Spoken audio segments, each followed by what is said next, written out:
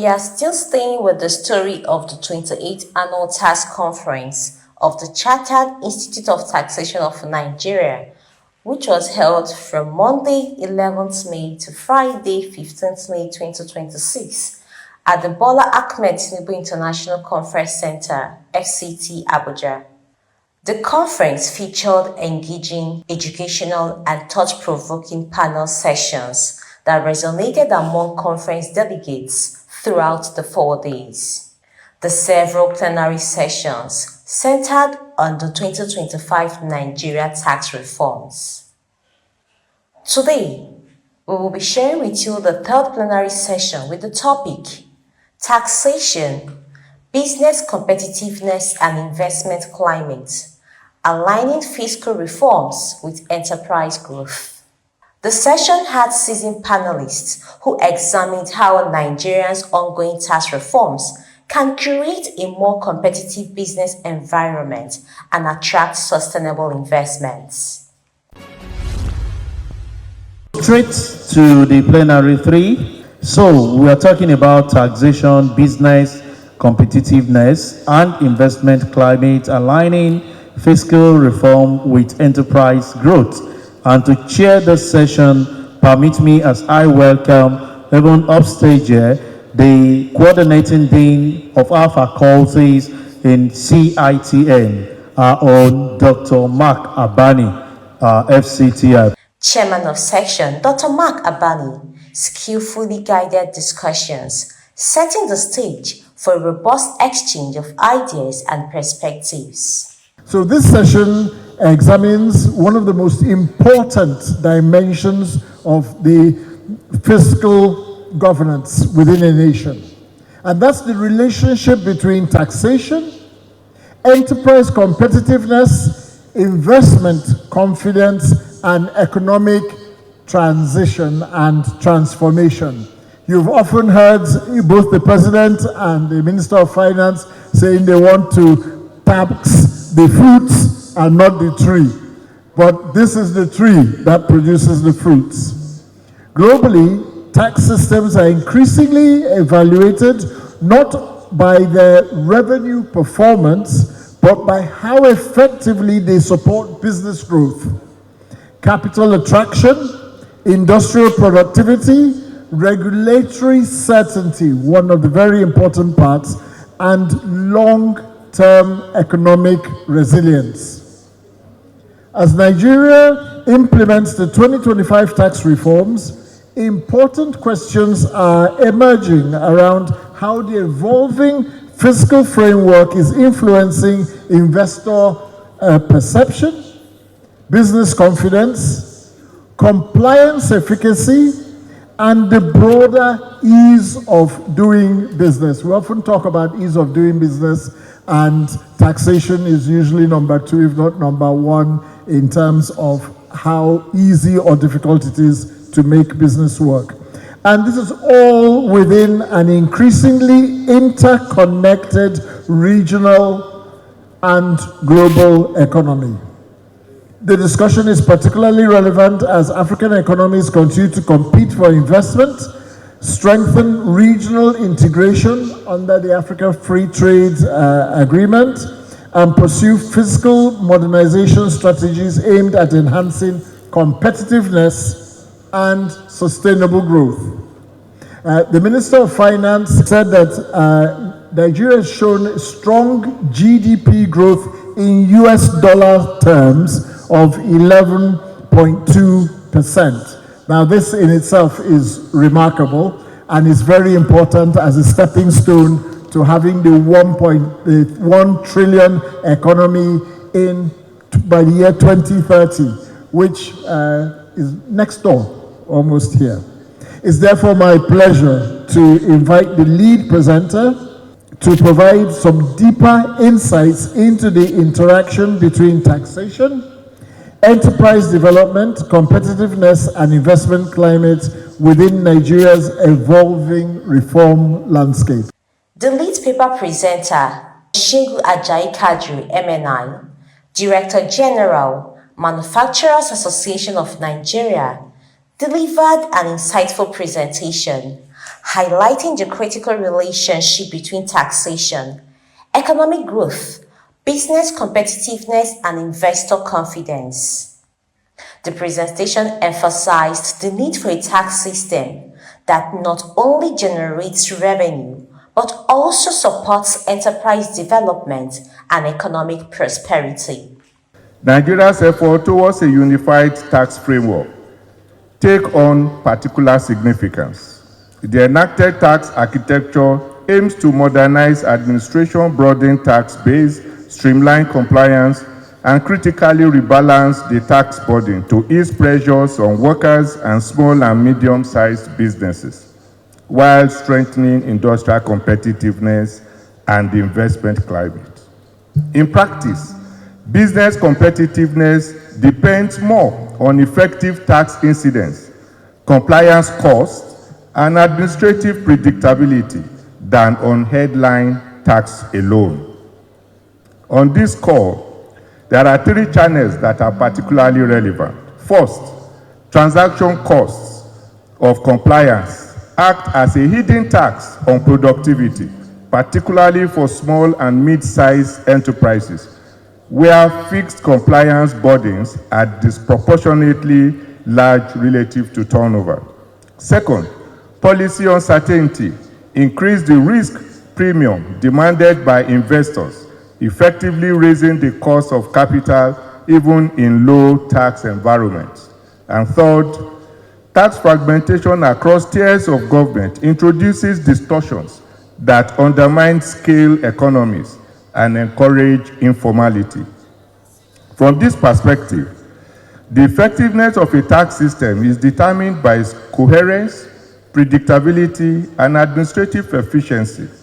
Investment decisions are ultimately intertemporal allocation problems under uncertainties. Therefore, investors are not responding to taxation in isolation, but to a composite of fiscal and institutional factors. In other words, taxation should be less a function of statutory sophistication and more a function of institutional trust and executional discipline.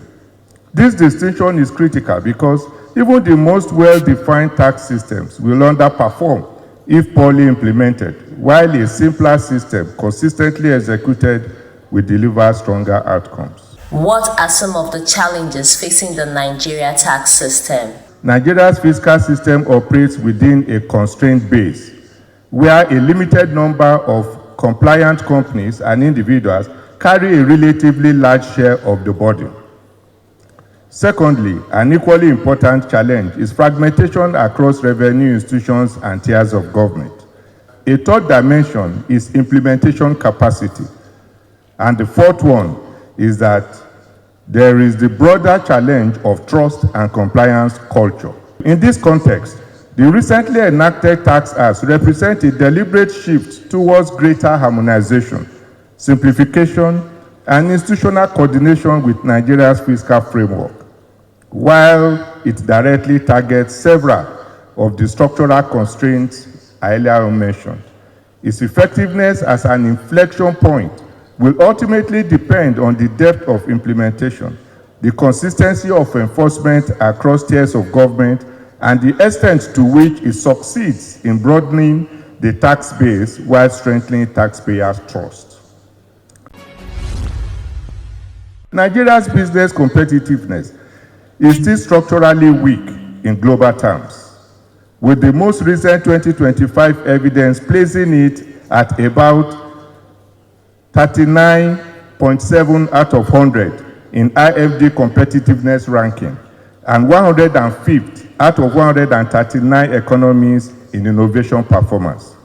This reflects an economy where, despite ongoing reforms, industries continue to operate under conditions of high operating costs, weak and unreliable infrastructure, institutional inefficiency, and persistent regulatory friction that collectively suppress productivity and constrain private sector expansion, including through the tax system, where compliance burdens and administrative frictions further add to the cost of doing business. In all of this, it is important to emphasize that taxation can serve as a powerful enabler of business growth. When tax systems are designed as enablers rather than revenue extraction tools, they support growth, strengthen competitiveness, and attract investment. Vietnam is a very good example of this. Vietnam deployed targeted tax holidays and reduced corporate income tax rates to attract manufacturing foreign direct investment. The result is that manufacturing exports expanded dramatically within a decade, and the country embedded itself firmly within global supply chains. In the face of global shocks, Vietnam did not stop the tax holidays. The supporting policies are in the fuller version. Similarly, Rwanda streamlined tax administration and digital compliance. This reduced burdens, improving its ease of doing business and ranking and attracting manufacturing hubs. These examples show that when tax policy aligns with industrial strategy, it strengthens productivity and competitiveness, which improves investment confidence and transforms fiscal systems from instruments of extraction into platforms of growth. In Nigeria, the newly introduced Economic Development Incentive, EDI, focused on substantive, capital-intensive projects in priority sectors to drive reinvestment and industrialization. The EDI incentivizes productivity and competitiveness by granting 5% tax credit on qualifying capital expenditure for a possible period of up to 10 years. It is in this specific context that I would like to acknowledge the recent 2026 fiscal policy measures approved by the President, effective 1st of April. Man commends this deliberate effort to lower input costs for industries through fiscal incentives.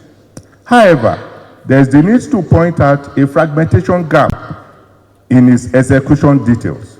The policy provides a 90-day grace period only for importers who have opened Form M and entered into a revocable trade agreement before April 1. While this protects committed capital, it creates a compliance cliff edge.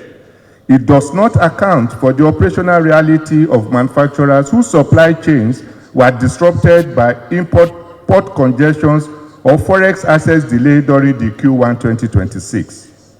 We must close the gap between fiscal policy timing and operational reality. This is the type of macro-level execution gap that may turn well-designed fiscal policy measures into a cash flow difficulty for factories. A more agile framework will allow for a pre-arrival assessment report, validation grace period based on the bill of lading date, not just the Form M opening. There's need for us to align fiscal reforms with enterprise growth. Therefore, ladies and gentlemen, fiscal reforms can only deliver genuine enterprise growth when they are deliberately aligned with the realities and needs of the productive sector. Nowhere is this alignment more critical and more evident than a balanced tax system that consciously encourages production, innovation, and investment rather than tax draining them. As I have consistently emphasized, a strong and competitive manufacturing sector does far more than generate revenue for government. It anchors value chains, creates sustainable employment, contributes meaningfully to the gross domestic product, builds foreign exchange earnings, and serves as a powerful shock absorber for the entire economy. There is no doubt that fiscal reform is one of the most investable paths to competitiveness and accelerated industrial growth. What is the way forward? To achieve this alignment, we must focus on the following practical and connected pillars. The first one is rapid implementation of tax harmonization and rationalization. Aligning fiscal reforms with enterprise growth requires urgent progress on tax harmonization implementation. I can confidently state that for our members in MAN, multiple taxation remains the second most cited constraints to their operations after energy. Consolidating these fragmented levies into a single predictable regime and rationalizing overlapping charges across tiers of government will immediately free up capital for business growth, investment expansion, and technology upgrading. The second is expansion of innovation-driven incentives.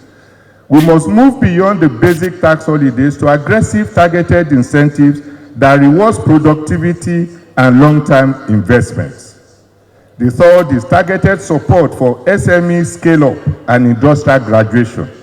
While recent tax reforms have eased entry conditions for small businesses, the remaining gap is an enabling SME to scale into medium and export-oriented manufacturers.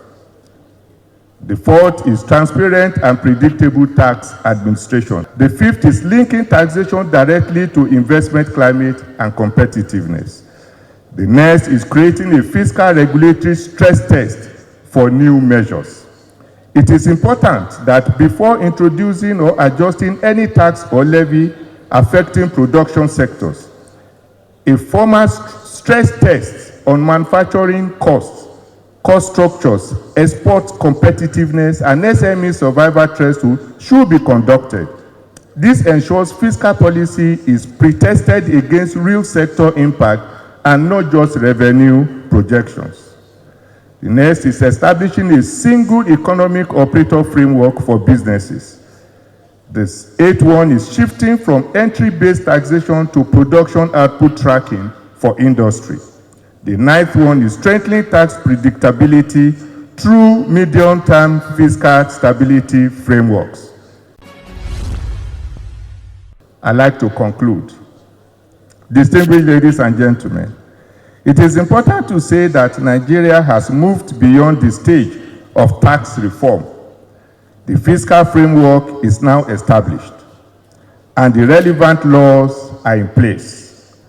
The central issue now is how effectively the system functions in practice to support enterprise investment and industrial performance. At this stage of our economic transformation, tax implementation must be deliberate in promoting business competitiveness, where taxes lower production costs, enhances predictability, and strengthens investors' confidence. They become drivers of growth. Where they do not, they risk becoming structural constraints on the enterprise. Let me close my discussion with the enduring insight of Peter Drucker, who says that efficiency is doing things right. Effectiveness is doing the right thing. Our challenge is not only to administer taxation efficiently, but to ensure that it is economically effective, anchored in outcomes that strengthens competitiveness, expands productive capacity, and sustains long-term investment. The task ahead is therefore one of institutional alignment, ensuring that fiscal policy, trade policy, and industrial policy operate as a coherent system that enhances domestic production and growth rather than distort it. Adding depth to the conversation, the panelists provided expert analysis and practical recommendations on aligning fiscal policies with the needs of businesses while ensuring sustainable government revenue generation. What we have just listened to is a full exposition of all of the various interactions of both the physical environment and the tax environment that we're in now. And one critical sentence that drops out is we are now beyond design. We're now in the implementation. I tend to hear a lot of people who still come up with questions as if the rules are about to be changed tomorrow. What we have to do is implement them and make them work. Across both developed and emerging economies, the effectiveness of the tax reform is increasingly measured not just by the revenue, although larger manufacturers, just like larger taxpayers, are going to bear the more interest and more revenues provided by these changes, but is to do this without, in the famous words, killing the golden goose that lays the eggs, or bringing down the tree that the president uses when you're trying to get at your fruit.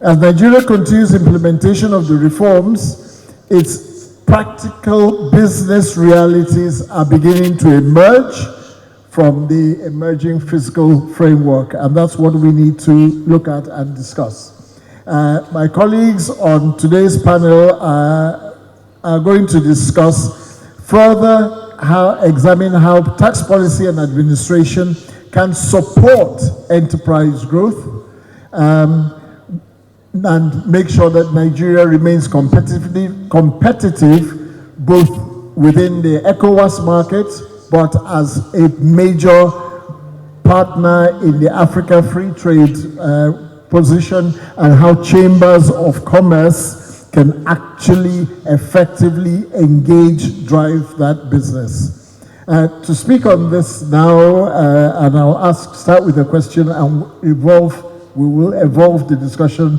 as the questions go. And I shall come back to you, DG Man, for a couple of questions as we go along. Ambassador Akadri, as the Executive Director for the Federation of West African Chambers of Commerce, how do businesses across Africa currently perceive Nigeria's tax environment in terms of competitiveness and investment awareness? I will say that from a private sector perspective, the key question is how to build a tax system that mobilize revenue required for development, also for protecting the productive business capacity. When we from outside, we look at Nigeria, Nigeria is the giant. All the presentation here bring out that Nigeria is about 50% of West Africa population, between 75 to 80% of the wealth. But we perceive Nigeria as where we have to be. Where we have to be because the reform that you are putting in place is the reform that will affect the regional market. For the business people, what they need is to have a very predictable environment. And that this tax reform that we are putting in place is something that business wants. But the perspective we have from Nigeria is that we are afraid of Nigeria. We are afraid of the way the administration is working in Nigeria. We are afraid about how to do business with Nigerians. But look at on the reform that we are putting in place, that bring the confidence that we can do business in Nigeria. But doing business in Nigeria requires that business support organization, and I'm happy that you put in place this platform. You have MAN, you have Abuja Chambers of Commerce. We are all working at ECOWAS level under ECOWAS Business Council. So that is we as a private sector representative to bring the information to our people that this new reform we are putting in place is predictable, is very good for businesses to come. And looking at West Africa, there are some countries that already have this type of reform. Benin Republic, Ghana, Cote d'Ivoire, where the administration is well predictable. So this reform that you are bringing is to make sure that the reform is aligned with harmonized policy within the region. When Nigeria starts any activity, any reform, is the entire West Africa that align with. The presenter bring the Rwanda experience. We know that Rwanda is a very good experience within the West Africa, within the Africa. So it's something that we have to do to look at by looking on how to bring the reform that give the business people to being able to invest in the region. Dr. Ekechukwu, who is the Vice President Commerce for Abuja Chamber of Commerce and has an extensive background in banking and in data management. So my question is, are businesses beginning to experience the reforms as improved clarity and efficiency, or as a compliance complexity and it's still a major problem? I want to start by saying that tax is an age-long lifeblood of any government. And so is that which must exist in any government. It didn't start today. Even in the days of our Bible, we heard when Jesus asked, whose head is on that coin? And he was told it's that of Caesar. Give to Caesar what belongs to Caesar. Do we remember that? Okay, good. And so it didn't start today. So what is it that people keep complaining about, whether in business or you're not in business, is because it's a burden. It's a business burden that must be taken. Many times, because it is the lifeblood of government, you see that there's always a conflict between government making money through taxation and growing the economy through businesses and through business people. But one thing that is necessary to note is to know whether in trying to do these things, is it fair that the policies that we have, will it be fair? In Rotary, we usually will say, is it fair to all concerned? Is it fair to everybody?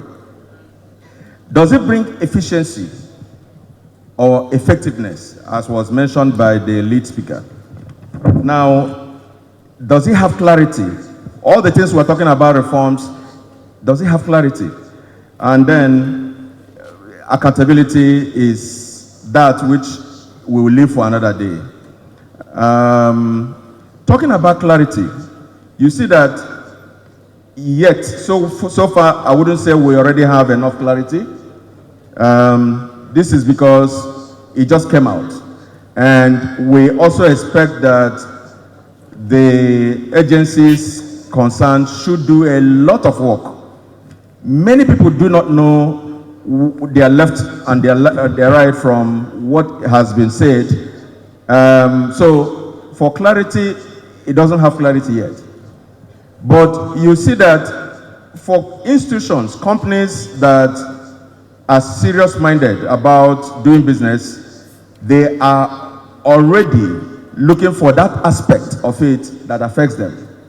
Now, there is no way you can expect that any institution will know everything about the reform.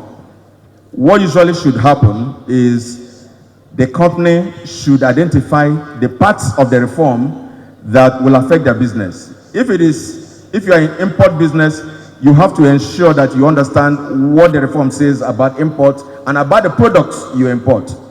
If you are in export, you have to understand what it does for you in export. So trying to identify the entire, or trying to understudy the entire reform may not be an easy thing. It's not even easy for the people that put the reforms together.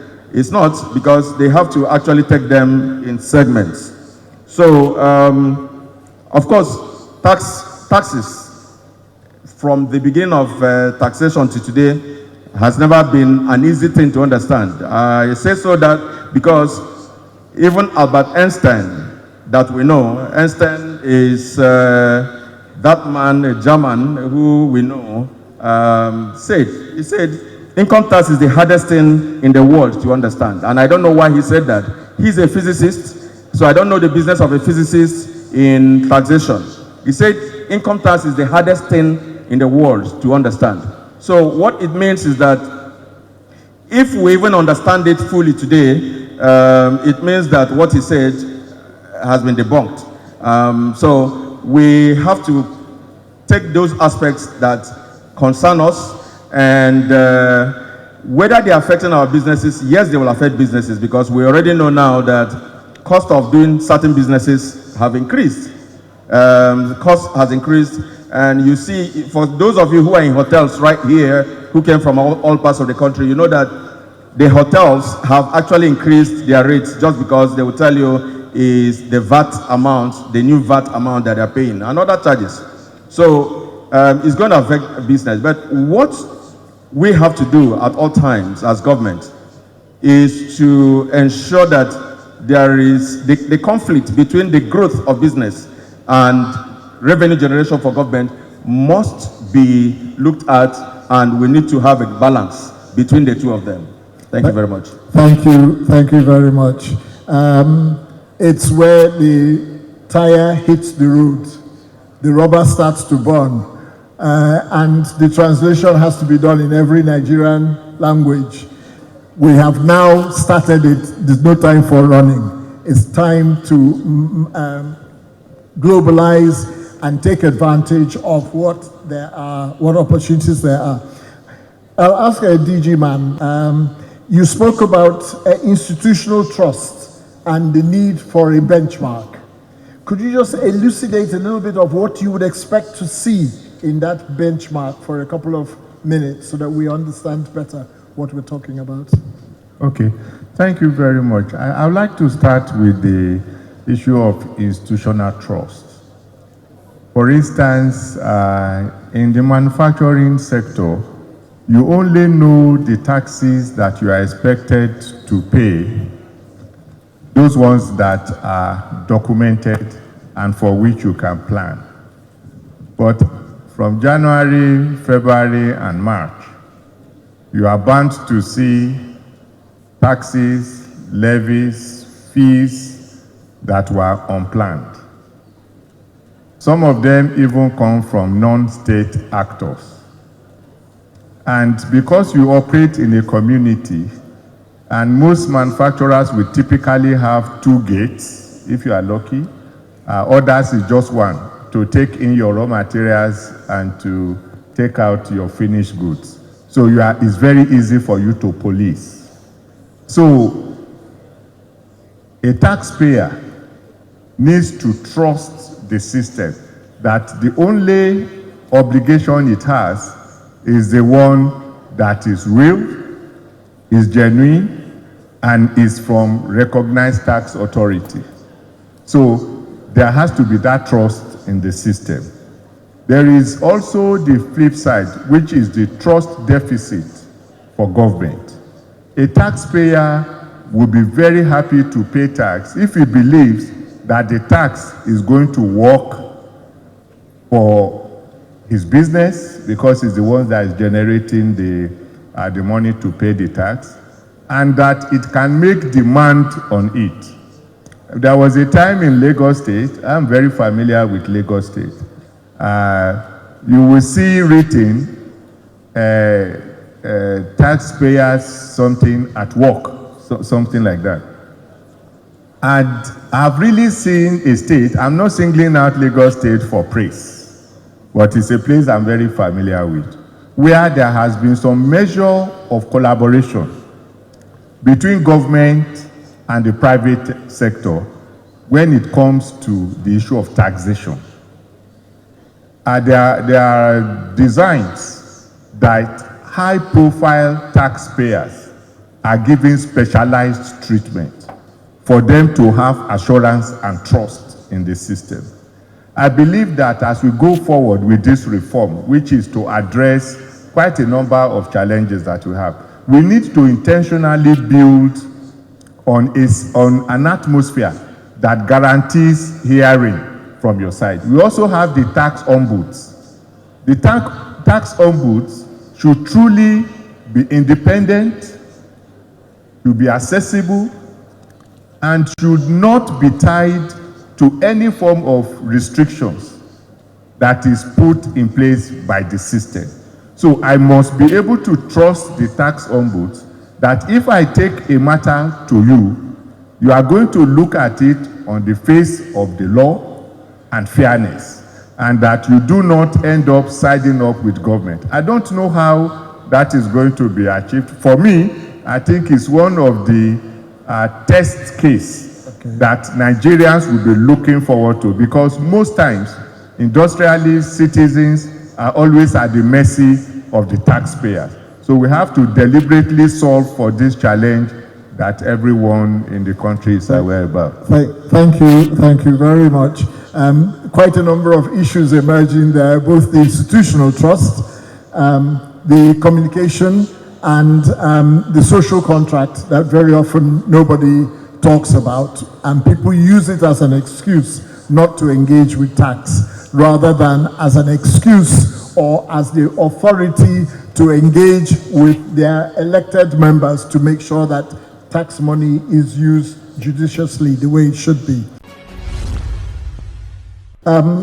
Some of these reforms, there are a lot of them, and you are speaking to us as somebody who comes in and out of the country. So, which of the reforms you know about are most critical if Nigeria is to position itself as a leading investment and commercial hub, not just by our sheer force of presence, but by the attractiveness of our tax and fiscal environment? I think that asking about which reform in Nigeria, no, the reform is very essential. I cannot attach it. This is the reform is key. But what we have to do is that to consider that within the Nigeria is in West Africa ecosystem where we harmonize the policy. We have the chance to be at the ECOWAS level, representing private sector, even at the head of state level, to bring the private sector position. So what we learn from there is that as you are now, we compare the best practice at international level. What is the area of convergence in a country and area for divergence? So what I will advise here is that what you are doing should be compared within the regional level. Nigeria is working under two legal frameworks. The first is ECOWAS trade facilitation. The second one is the AFCFTA. How the reform can migrate between the two. As we know that harmonizing policy is very, very difficult. It needs discussion, negotiation before we get there. For example, if you take the VAT issue, in Nigeria, the VAT is 7%. When you go to other West Africa countries, in Ghana, 15%, in WEMA country, 18%. But to come to 18% in the WEMA country, they start by some countries are 15, 23, but they bring together to 18%. So if we want to propose or discuss about the reform, for example, what we talk about VAT, how Nigeria can migrate and be at the same level as harmonized within the region. But beyond that, what is very key is to make sure that private sector voice is well understood. Private sector bring its position, because investors need to know what is the predictability of the environment where they want to invest. So that is what I can bring as an example that you can consider. When you look at about custom modernization, for example, at ECOWAS level, we have the custom external tariff and the SIGMAT issue. That one also is something that we should look at and consider.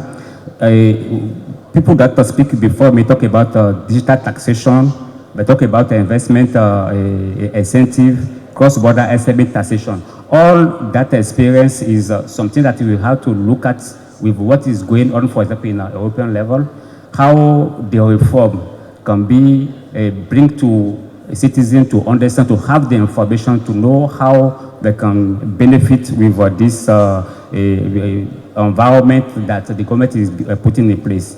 We all know that FCFTA require not only the trade liberalization, but also progressive fiscal governance. So the reform that we are bringing in Nigeria should be leading the discussion at the Africa level to have a very consistent and attractive tax environment for businesses. Thank you very much. We should have a very attractive environment for the rest of the region, for them to feel confidence to invest in us. If I can come back to you, Dr. Chijioke, in your view, what specific improvements would most significantly strengthen business economy in Nigeria's tax environment? Okay,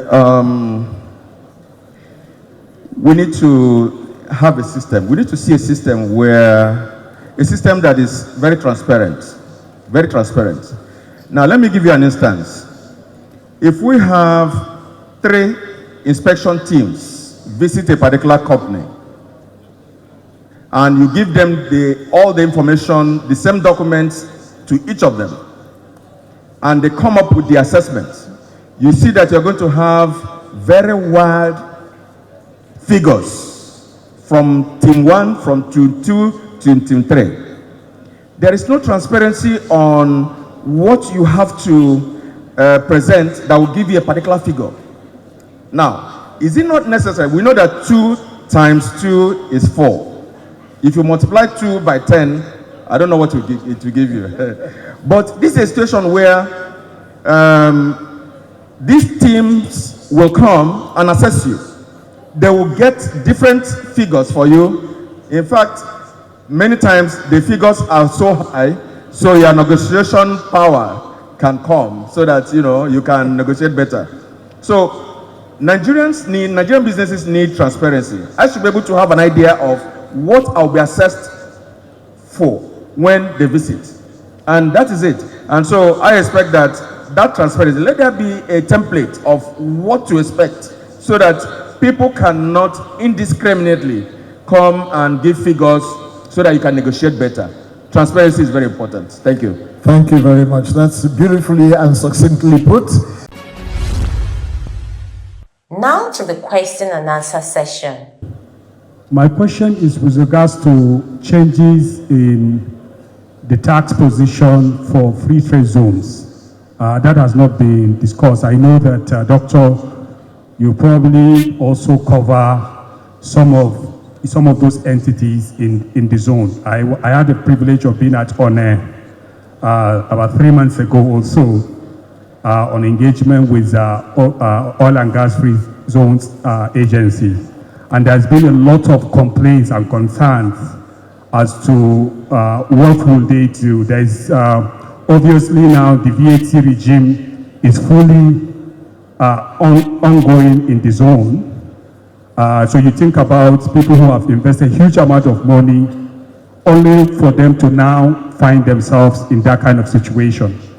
So there is that part. I know there is moratorium for CIT, which is going to come on board in the next 2 years. So I don't know whether you can take your time to shed that light. Thank you very much. My question is this, sir.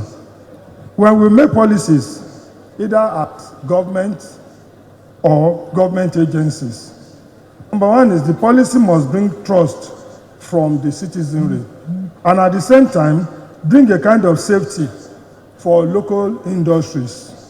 Because either we like it or not, we have industries that produce maybe nothing less than 2% of GDPs in the country. Now, who do we talk to? This is my question. Now, who do we talk to when we have an agency of the federal government brings up policies capable of crumbling over 85% of local industries? Remember, these are industries that contribute nothing less than 2% of the GDP. You do have to make your answer short and specific. As I did say at the beginning, we're already in the game, but the changes have been made by the government through your legislators and not by an agency. Let's get that completely clear in our heads. Dr. Chijioke, and then... Okay, thank you very much, moderator.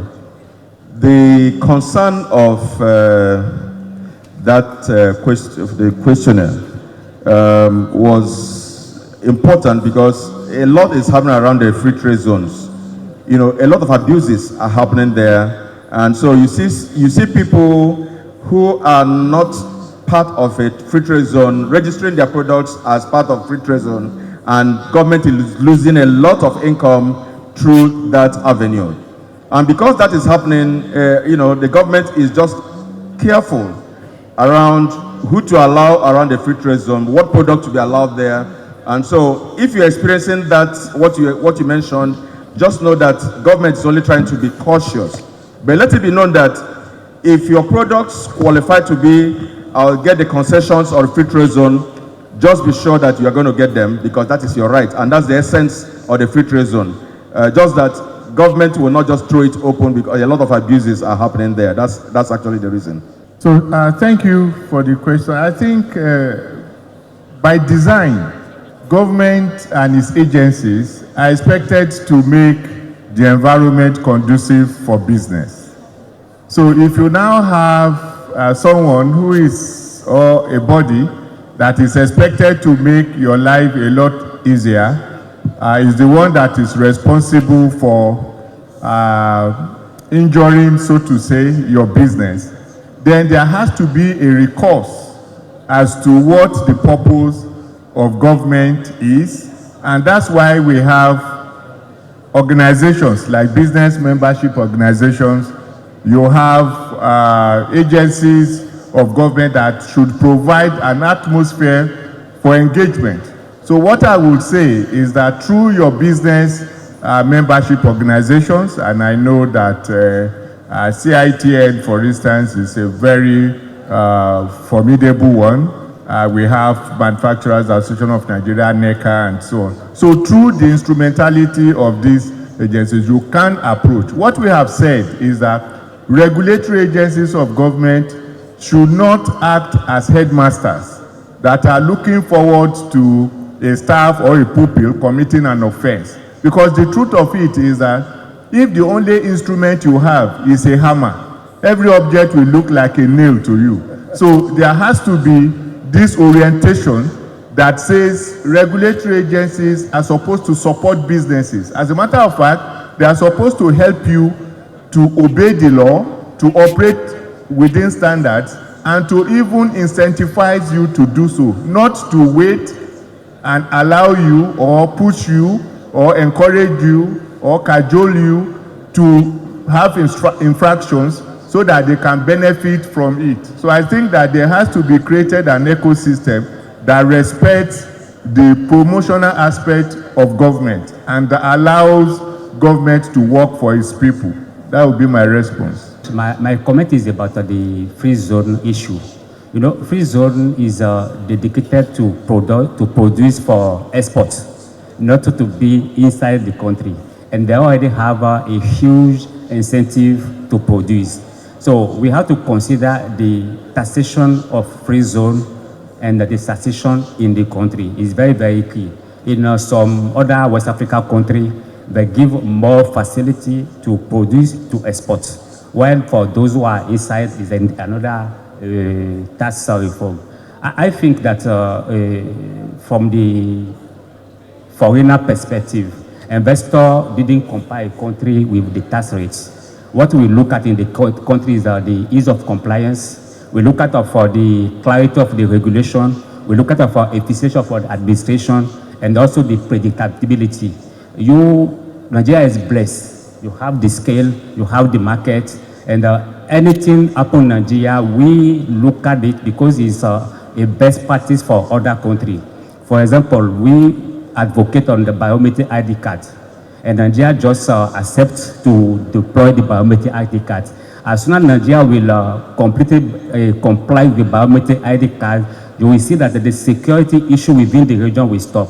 So what you are doing now is for us to commend that reform, make sure that the reform continue, make sure that the private sector understands the reform and work with the reform. That will give us from outside the strength, the capacity to come here and invest with Nigeria. Nigeria is at the middle of Western Africa, Central Africa, and even Northern Africa, and is a place to be. All the business from outside want to come to Nigeria, but they need to have more clarity, more predictability on the business environment in Nigeria. So I'm just going to take 1 more minute for each of my panelists. Starting with Dr. Chijoke. You have 1 minute. What message do you want people to leave the room with? Same thing, DG man, and the same thing yourself. 1 minute, and you can see the clock as I can. Okay, so I already mentioned that tax is the major stronghold of any country. Whether you are an oil-producing country or solid mineral country, you cannot avoid taxation. Your own, our own, is just to look at what the laws say and make sure we follow the laws. Thank you very much. Okay, so thank you very much. Mine will be that now we are done with fiscal policy and tax reforms. The laws are there. I think there's the deliberate, we have to be deliberate and intentional about aligning our tax and fiscal policy measures with the trade policy, the industrial policy, and thank God states are beginning to enact their own industrial policies to support productivity. There has to be that interministerial and government level collaboration such that the people are not shortchanged, so that their joy about a tax atmosphere that will favor them and productivity will not turn to a nightmare. Let us seize this opportunity of this transformational change to really make Nigeria an industrial hub and a country that intentionally promotes productivity. Thank you. Thank you very much, Mr. Model, for giving me the floor once again. My message to the CITN is that we are ready to work with you. We are ready to work with you to take your position, your perspective at the regional level. Share your experience with other countries, and at any time we will be ready to work together. We are already working with Abuja Chambers of Commerce under Equal Business Council. Is also a place for you people as well to bring your position, your perspective on the tax reform within the region.